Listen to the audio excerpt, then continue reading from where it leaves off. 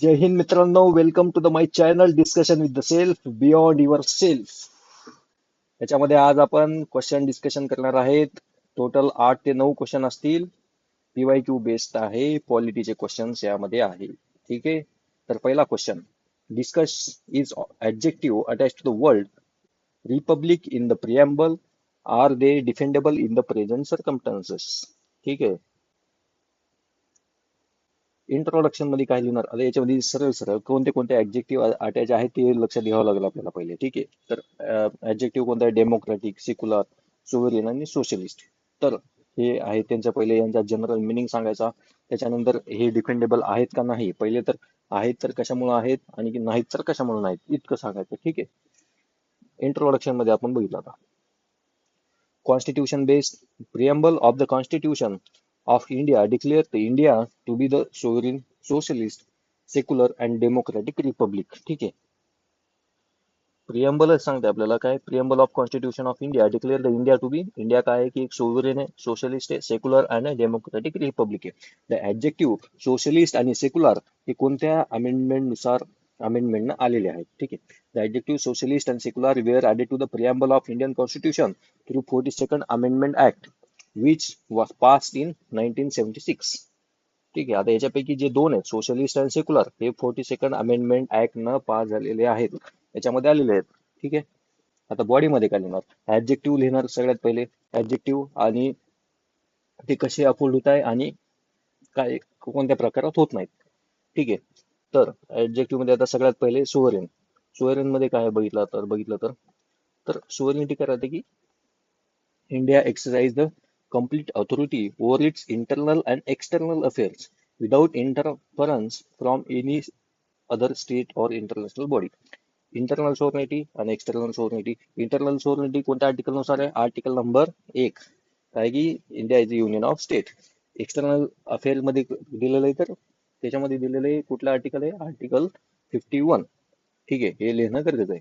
त्याच्यात सांगितलं की respect is respect the country's sovereignty असं त्याच्यामध्ये आहे. ठीक आहे. इंटरनल आणि एक्सटर्नल अफेअर्स मध्ये without interference from any other state or international body.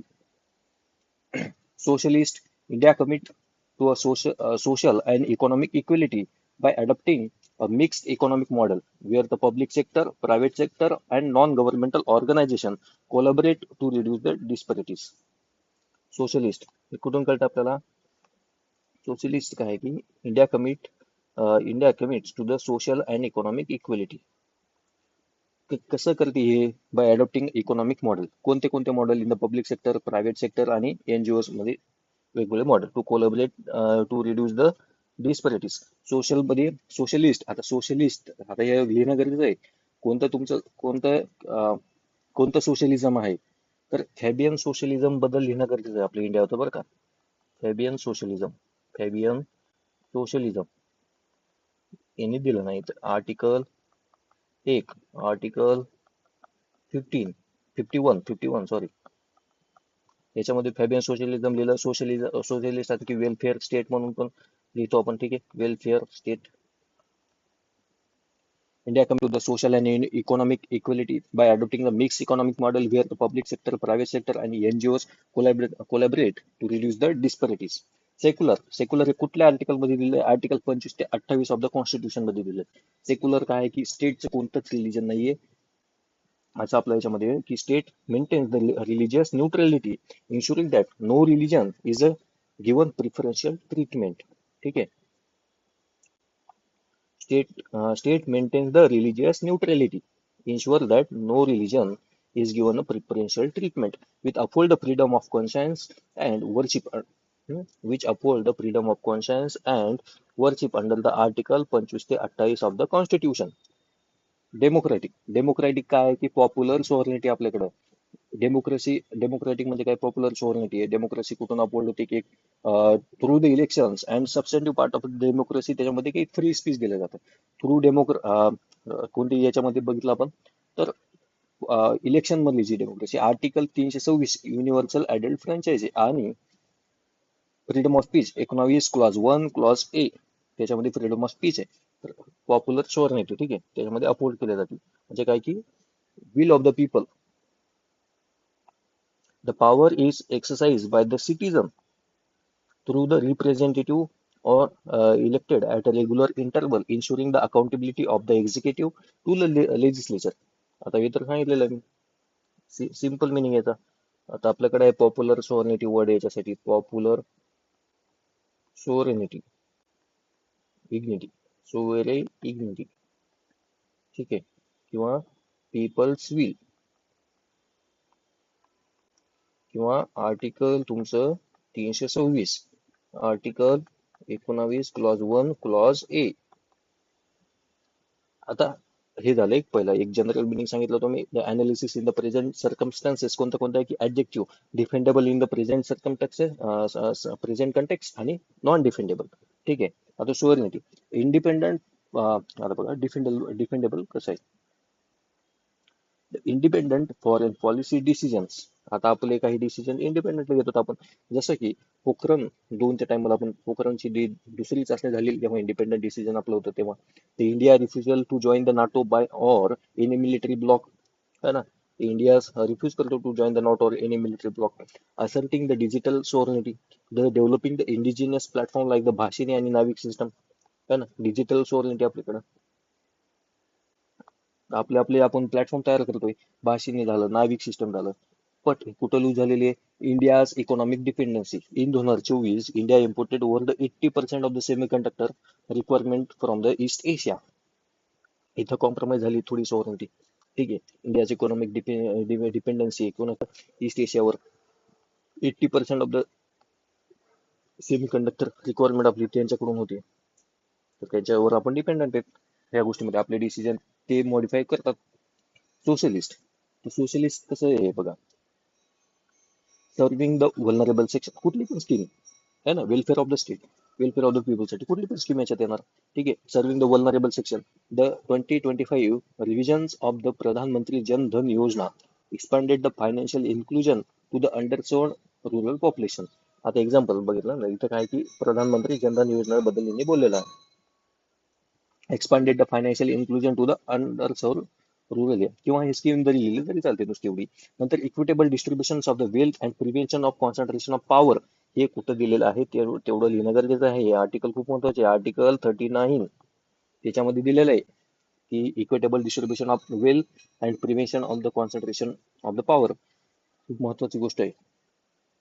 The recent enactment of universal basic pension scheme. Example दिलं त्यांनी. युनिव्हर्सल बेसिक पेन्शन स्कीम असली पाहिजे. नुसते आर्टिकल लिहिले तरी बी ना त्याच्यामध्ये आर्टिकल नुसार दिलेलं आहे की equitable distribution of the wealth and prevention of the concentration of economic power. तर रिसेंट इनॅक्टमेंट झालेलं आहे की युनिव्हर्सल बेसिक इन्कम स्कीम्स वाला. नंतर कुठं डिफेंडेबल नाही आहे. Withdrawal of government from the social welfare scheme. अशा काही बऱ्याच स्कीम अशा आहेत की त्याच्यापासून गव्हर्नमेंटनं पैसा विड्रॉ केलेला आहे की म्हणजे आता त्या स्कीम काढून घेण्यात आलेला आहे. ठीक आहे. Withdrawal of the government from the social welfare scheme.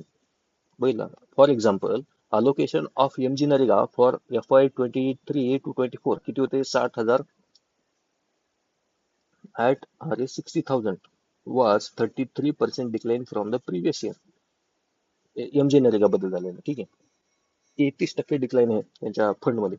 नंतर prioritizing the private enterprise and the market driven economic growth. The shift to the lower corporate tax rate. कळालं. सेक्युलर. सेक्युलरला आपण कसं अफोर्ड करतोय. Reinforce through the protecting right, है ना. Protecting right. The supreme Court upheld the Uttar Pradesh board of Madrasa education act. Supreme Court upheld the Uttar Pradesh board of Madrasa education act 2004 endorsing the positive secularism. ठीक आहे. The preserve the religious status and reflecting the secular governance. आता बरं religious स्टेटसला आपण preserve करतोय किंवा reflecting the secular governance. The place of worship act आलंय. Special provision act 1991 enforcement in the 2025 ensure the uninterrupted worship practice. Place of worship act हे लक्षात ठेवावं लागेल याच्यामध्ये की याच्यामध्ये आपण करतो की सेक्युलर आणि किंवा दुसरं reinforce through the protecting right. The supreme Court upheld the Uttar Pradesh board of Madrasa education act. Supreme कोर्टानं अफेल्ड केलेलं आहे. ठीक आहे. Uttar Pradesh board of Madrasa education act. Uttar Pradesh board UP board of Madrasa education act. तर हे कोणत्या ठिकाणी डिफेंडेबल नाही. जसे की आता कम्युनल व्हायलन्स बघितलं की communal tension and incident of mob violence, त्याच्यामध्ये तर अफोर्ड होत नाही ना ते. In 2024 over 150 communal incident were reported in the multiple state. 150 पेक्षा जास्त कम्युनल इन्सिडेंट झालेले आहेत असे भरपूर स्टेटमध्ये. The certain state policies and rhetoric by the political actors. The controversial local laws in 2025 that restrict the religious convergence.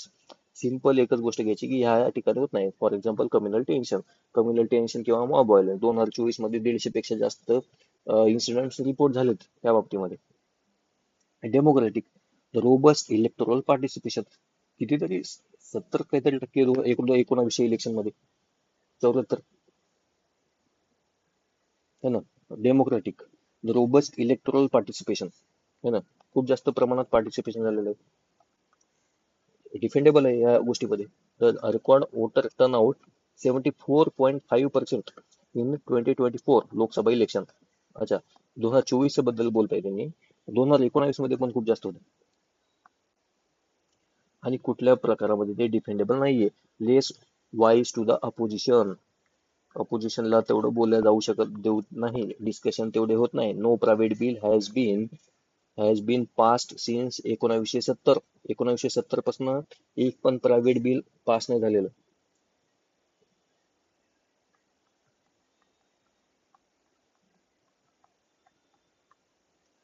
Since 1970 मध्ये कोणतं झालं असेल ते बघावं लागेल है ना. Bypassing the debates and discussion using the majority.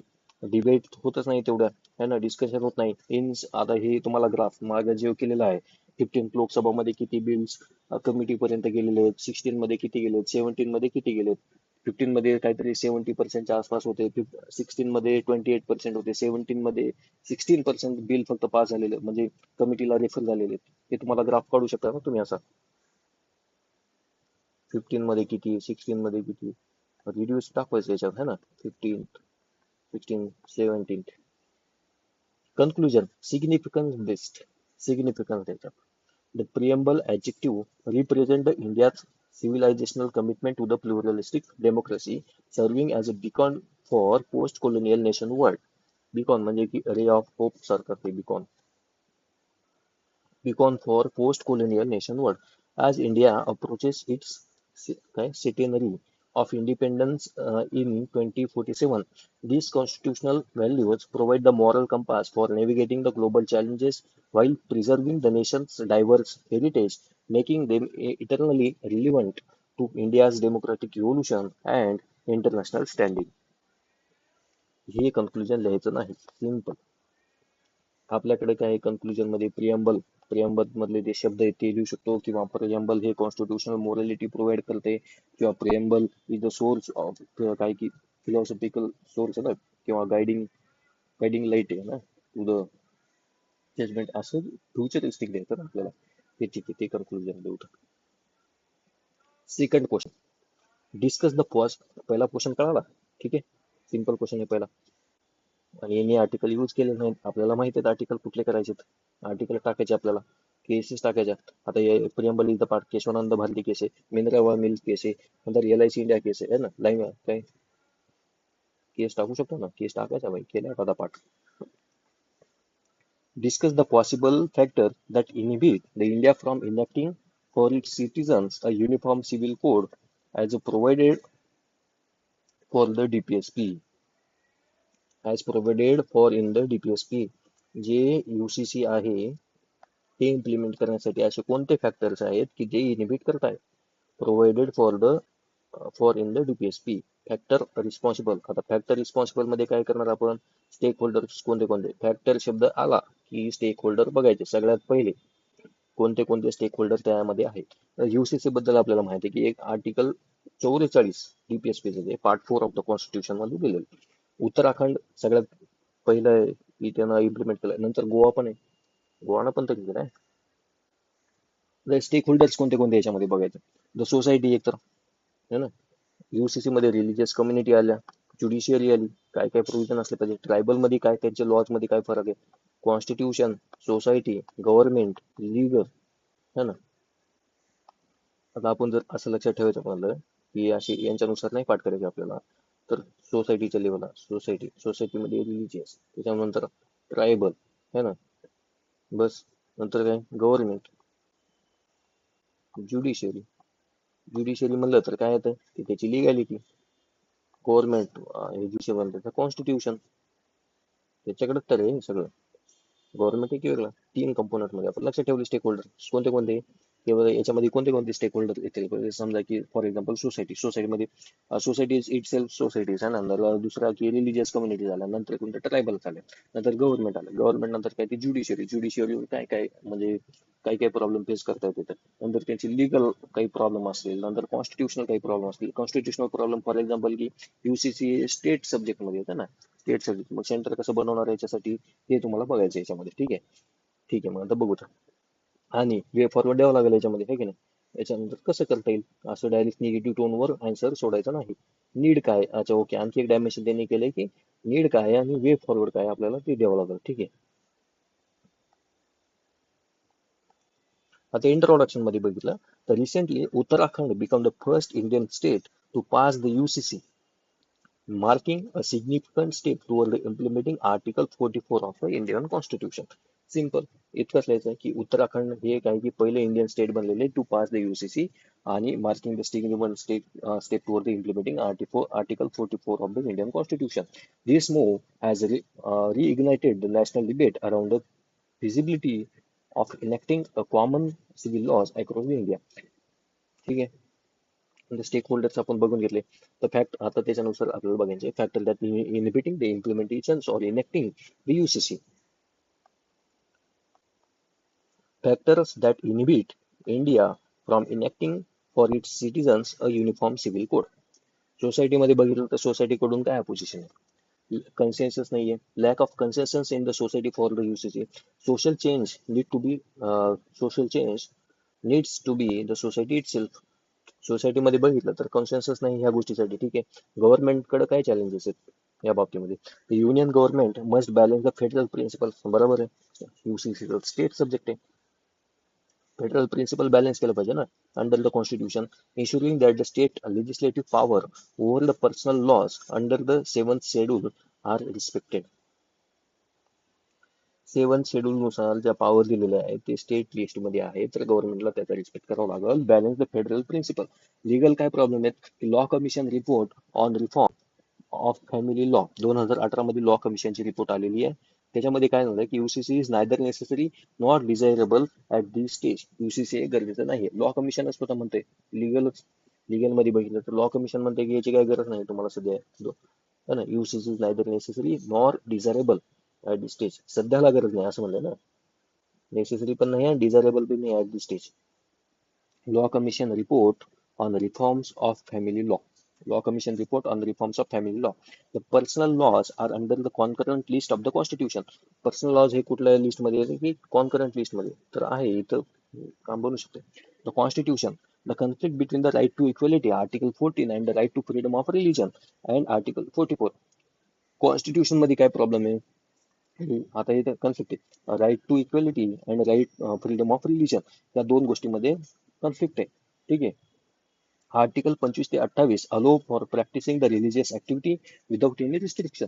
Article 25 ते 28 मध्ये काय दिलेलं आहे, तुम्ही तुमच्या रिलिजियस प्रॅक्टिस फॉलो करा, ऍक्टिव्हिटीज फॉलो करा, तुम्हाला काही रिस्ट्रिक्शन नाही असेल. पण आता इथे कन्फ्लिक्ट आलेला आहे की राईट टू इक्वेलिटी आर्टिकल 14 आणि आर्टिकल 25 मध्ये काय आहे तुमचं कन्फ्लिक्ट आहे कॉन्स्टिट्यूशन नुसार. ठीक आहे, नंतर रिलिजियस काय की diversity of personal laws based on the religion creates the deep rooted.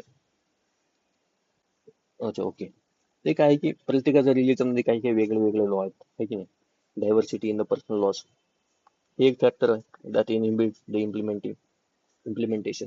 Communities मध्ये काय की रेजिस्टन्स अमॉंग द कम्युनिटीज, जसं की personal law board persistent opposition to the codification of personal laws. Judiciary काय सांगते की the supreme court incremental judicial pronouncement on UCC have been cautious and caste specific, leading to the legal uncertainty. Tribal मध्ये की diverse customary practices त्यांच्या and perceptions of western imposition. त्यांना असं आता त्यांच्या बघा ट्रायबल मध्ये काय प्रत्येकाचे ट्रायबल जितके बी जेवढे बी ट्रायबल सोसायटी त्यांच्या त्यांच्या कस्टमरी प्रॅक्टिसेस वेगळ्या वेगळ्या आहेत, आणि त्यांना असं परसिव्ड होतं की आमच्यावर वेस्टर्न इम्पोजिशन केलं जात आहे. ठीक आहे.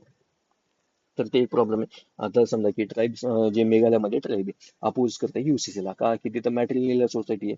मॅट्रिलिनियर इन प्रॉपर्टी जी जाणार ती मदर टू डॉटर जाणार आहे, तिथं अपोज केलेला ट्रायबल मध्ये Meghalaya opposing the UCC that conflict with the maternal inheritance. ठीक आहे, कळालं. लॉ कमिशन नुसार neither necessary not desirable at this stage.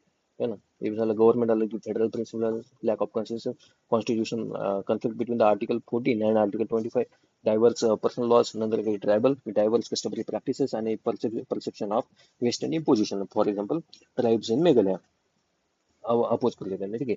तर याची नीड काय आहे, सगळ्यात पहिले तर नीड काय आहे ते आपल्याला कळायला पाहिजे.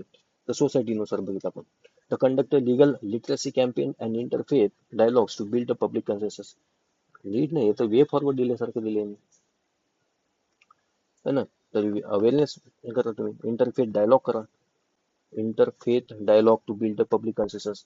गव्हर्नमेंटमध्ये harmonize the conflict harmonize the conflicting laws and ensure the consistent applications of the legal principle across the country. They simplify governance, reduce the administrative burden, and provide the clear legal framework for resolving the dispute. Legal clear legal framework आहे तुम्ही. आता याची जर केस study पण येऊ शकते बरं का, केस स्टडी मध्ये पण येऊ शकतो. तुम्हाला हे सगळे स्टेक होल्डर लक्षात ठेवावं लागतील त्यासाठी. सिम्प्लिफाय गव्हर्नन्सला सिम्प्लिफाय करा तुम्ही, रिड्यूस द ऍडमिनिस्ट्रेटिव्ह बर्डन कमी करा, त्यांना क्लिअर एक लिगल फ्रेमवर्क द्या इम्प्लिमेंटेशनसाठी किंवा रिझॉल्विंग डिस्प्यूटसाठी. ठीक आहे, असे केल्याच इम्प्लिमेंट होऊ शकतो. लिगल कम्युनिटीमध्ये बघितलं तर simplify and streamline the legal framework by replacing the multiple personal laws with the single set of laws. Multiple personal laws with a single set of laws, reducing the complexity, ensuring the clarity, and making it easier to understand and navigate. Will liberate the woman from the patriarchal domination. Simple असं लिहू शकतो की womanचा ताण कमी होईल. Will liberate the woman from the patriarchal domination as the personal laws are patriarchal and exploitative of women. Personal laws काय आहे की वुमनवर बघितलं आपण की पॅट्रियार्कल आहे आणि एक्सप्लॉटेटिव्ह आहेत ना, या थोडे एक्सप्लॉइट करतात वुमनला. Personal laws are inconsistent with the Article 14. Personal laws काय आहे की are inconsistent with the Article 14. Constitution. The Constituent Assembly intent should be revisited through the archival research and republication of debate transcript, highlighting the farmers' visions of balancing the individual rights and social reforms. The constitutional amendment may be considered to be convert Article 14 from the non-justiciable guideline into the binding provisions. काय कळलं नाही भाऊ यांना काय म्हणणं आहे तर. थोडंसं नीड मध्ये आपल्याला थोडासा डाऊट आहे, त्याला करावं लागेल युसीसीचं थोडंसं. Minorities, the community leaders should establish the interfaith councils to negotiate the common ground on the family law reforms, ensuring that the UCC respect the essential religious practices. बरोबर आहे. UCC न essential religious practices जे की कुठल्या केस न आलेलं आहे essential religion, Sabarimala temple केस वाली, त्याच्यामध्ये इसेन्शियल रिलीजियस डॉक्ट्रिन दिलेलं आहे तुम्ही की ज्या तुमच्या रिलीजन आहे त्याच्या ज्या की ते कोर व्हॅल्यूज आहेत त्या रिलीजनच्या त्या अफोर्ड करते का नाही, तर त्यांचं रिलीजन स्टँड करते. ठीक आहे. UCC respect the essential religious practices while promoting the equality आणि reduces the vote bank politics. Vote bank politics कमी होईल आपल्याला, ते करण्याची गरज आहे. कॉन्स्टिट्यूशन मध्ये बघितलं की जे non justiciable guideline into the binding provisions मध्ये कन्वर्ट करायची गरज आहे. ठीक आहे, हे सिम्पल सिम्पल लिहू शकता ना तुम्ही, non justiciable to into the binding, आता reduce the vote bank politics किंवा preserve the respect the essential religious practices. Legal कम्युनिटीमध्ये personal laws are inconsistent with the article 14. नंतर याच्यामध्ये पण लिहू शकता ना, मी कुठे गेले ते वुमन बद्दल ते एक्सप्लॉटेटिव्ह आहे. काय का ज्युडिशियरी मध्ये बघितलं सरला मुदगल केस 1995. जॉर्डन सरला मुदगल केस लिहू शकतो ना. Supreme Court reiterated that the need to implement the UCC. Sarla Mudgal case मध्ये सांगलं की नीड आहे, खूप जास्त गरज आहे युसीसी इम्प्लिमेंट करण्याची. ठीक आहे. सरला मुदगल केस 1995. ट्रायबल्स मध्ये बघितलं तर काही parliament should include the special provisions within the UCC for the schedule tribe safeguarding the unique custom.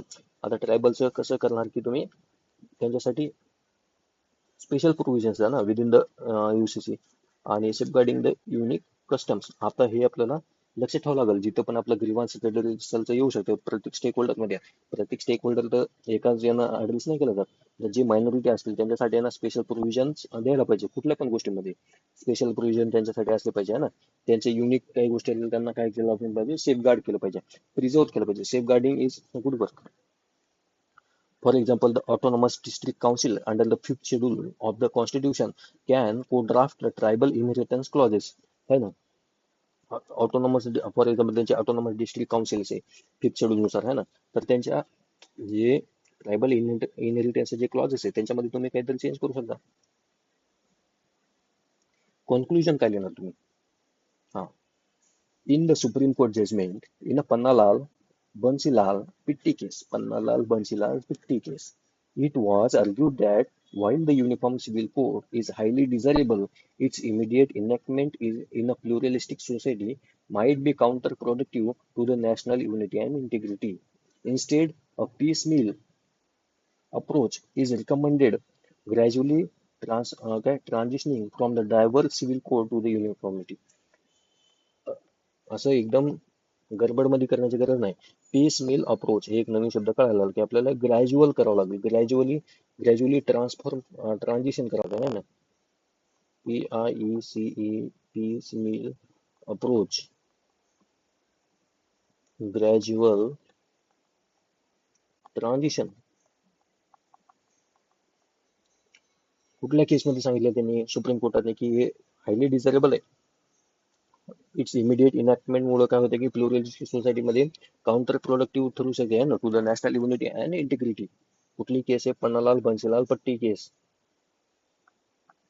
Pannalal जत्रेमध्ये सत्याचा शो, बन्सीलाल पिट्टी. त्याच्यामध्ये काय सांगितलं सुप्रीम कोर्टाने की it's highly desirable but it's immediate enactment. Highly desirable तर आहे, highly desirable but immediate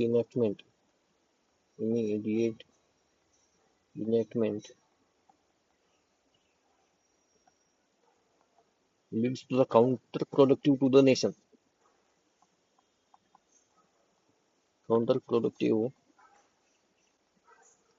to national unity and integrity. ठीक आहे. झालं. तिसरा थर्ड क्वेश्चन आला role of individual in peace वर. नाही करायचे, सगळे क्वेश्चन करायचे. किती क्वेश्चन आहेत आज याच्यामध्ये? चार. 4, 5, 6. त्यानंतर 6च क्वेश्चन आहे. त्याच्यानंतर ऍडिशन दिलंय फक्त. ओके, करून टाकतो.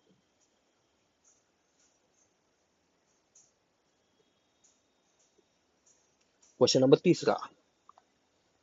थर्ड क्वेश्चन काय आहे की role of individual MP member of parliament has diminished over the years and as a result healthy constructive debate on the policy issues are not usually witnessed.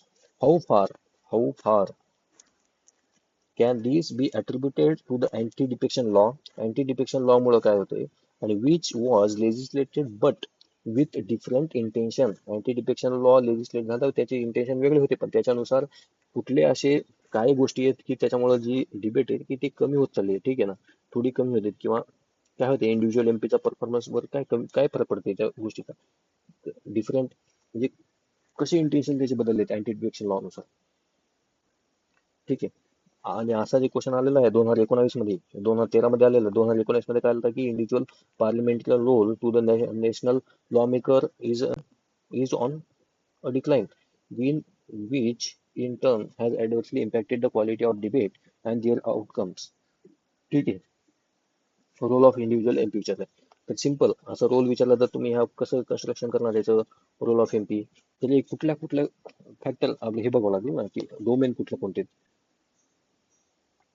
Approach तसं बघितलं तर मग याच्यामध्ये ह्या गोष्टीमध्ये यांचं काय झालं की डिबेट्स काय झालं कमी झालेले आहेत हे बघावं लागेल. मग अँटी डिफेक्शन लॉ मुळे कशा झाल्यात आणि दुसरे काही कारण असतील ना हे कमी होण्याचे, ते पण करावं लागेल. पण याचं इंटेन्शन ते लिंक करणं गरजेचं आहे. ठीक आहे, आता बघू त्याचं कसं लिहिलं. आता बघितलं आपण की 17 Lok Sabha recorded the productivity rate only 47%, one of the lowest in the parliamentary history. 17 लोकसभामध्ये बघितलं आपण प्रोडक्टिव्हिटी रेट किती त्याचा फक्त 47%. पण याच्यामध्ये एक मला डाऊट येते थोडासा की कोविड पण आलेला ना, बघावं लागेल. One of the lowest in the parliamentary history with the parliament functioning for merely 55 days annually. 55 दिवस बसते फक्त parliament annually, compared to the 135 days in the first Lok Sabha. पहिल्या लोकसभामध्ये बघितलं ना, फर्स्ट लोकसभामध्ये 135 दिवस बसायची पार्लिमेंट. आणि आता 70 लोकसभामध्ये जे बघितलं तर काय 55 होते, म्हणजे नियरली टू थर्ड असं झालं ना, 55 days annually. ठीक आहे. And the winter session 2024 witnessing the Lok Sabha operating at just 52% and Rajya Sabha at the 39% of a scheduled time. These statistics highlight that the declining role of an individual MP in the meaningful legislative discourse. Okay? Discourse. 2024 विंटरचं नाही लिहायचं गरज तेवढी. ठीक आहे, एवढं लक्षात नाही राहणार. ती सरळ सरळ लिहायचं की प्रोडक्टिव्ह रेट ओनली 17 लोकसभाचा बघितलं प्रोडक्टिव्ह रेट किती येतं 47% आहे. आणि जी की पार्लिमेंट पहिल्या लोकसभामध्ये 135 दिवस बसायची ती आता फक्त 55 दिवस आलेली आहे. ठीक आहे, ते डिस्कशन कमी झालेली इंडिव्हिज्युअल आपल्याला सांगायचं फक्त. रोल ऑफ इंडिव्हिज्युअल एमपी कुठल्या कुठल्या याच्यामध्ये बघावं लागेल आपल्याला. तर लेजिस्लेटिव्ह फंक्शन्स लेजिस्लेशन मध्ये किंवा इलेक्ट्रल मॅन्डेट स्ट्रेंथनिंग करण्यामध्ये अकाउंटेबिलिटी मध्ये तर सगळ्यात मोठा रोल आहे ना, आणि त्यांच्या कॉन्स्टिट्यूशनला रिप्रेझेंट करणं हा पण एक मोठा रोल आहे. फायनान्शियल अँड बजेटरी रोल आहे, लेजिस्लेशन वाला रोल आहे, स्ट्रेंथनिंग द इलेक्ट्रोल मॅन्डेट है ना. Responsibility of responsibility toward the people of constituency representation, oversight and accountability आलं, फायनान्शियल अँड बजेटरी रोल झालं, लेजिस्लेटिव्ह फंक्शन झालं, स्ट्रेंथनिंग द इलेक्ट्रोल मॅन्डेट ते पण त्याला पण स्ट्रेंथन करायचंय. ठीक आहे.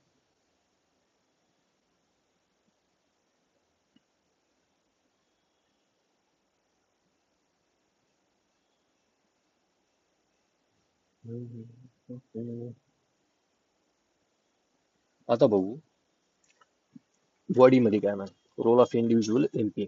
फॉर एक्झाम्पल आता पहिलं लेजिस्लेटिव्ह आपण काय बघितलं, लेजिस्लेटिव्ह फंक्शन्स बघितला. The intention behind the anti defection law जेव्हा बनला तेव्हा इंटेन्शन काय होतं, ensure the cohesive party position on the key bills so that the legislative agenda reflects the manifesto chosen by the voter. But आता काय होते की impact on the role due to the anti-defection law. The threat of disqualifications under the anti-defection law. आता त्यांना काय की threat पडला की आपण जर पार्टीच्या लाईन वोट नाही दिला, बघू ना पुढं काय तर बघा. compels the MP to follow the party directives. Whip ची सिस्टम आहे ना ती, resulting in the withdrawal of the dissenting proposal and debate. पहिले काय होतं की ensure the cohesive party positions on the key bills. पण आता काय की threat of disqualification आहे under the anti-defection law if the MPs are not following the party whip. तसं नंतर प्रिझर्व द गव्हर्नमेंट स्टॅबिलिटी. आता लेजिस्लेटिव्ह मध्ये बघितलं की अँटी डिफेक्शन लॉ काय करायचा की प्रिझर्व द गव्हर्नमेंट स्टॅबिलिटी हे करायचा. आणि it was form to end Aayaram आणि गयाराम जे हे होते ना तेव्हा पद्धत होती की कोणी पण येणार कोणी पण जाणार, तर हे बंद करण्यासाठीच अँटी डिफेक्शन लॉ आणलेला होता की गव्हर्नमेंट स्टॅबिलिटी राहणार. पण आता काय झालंय during the 2025 the digital personal data protection bill descending suggestion we are not table after the party we want for of disqualification proceedings for the non adherence. आता बघा ते डीपीडीपी बिल आलता ना 2025 ला, तर त्यांनी ना विप हे केलेलं party whip want the disqualification proceedings for the non adherence. जो पण एमपी पार्टीचा ऐकणार नाही त्याला डिस्क्वालिफाईड करता येणार असं त्यांनी म्हणलेलं आहे. डिरेक्शन दिलेलं व्हीपचं तेच काम असते मोस्टली तर तुम्हाला त्यासाठी अधीर राहावं लागतं त्या गोष्टीसाठी.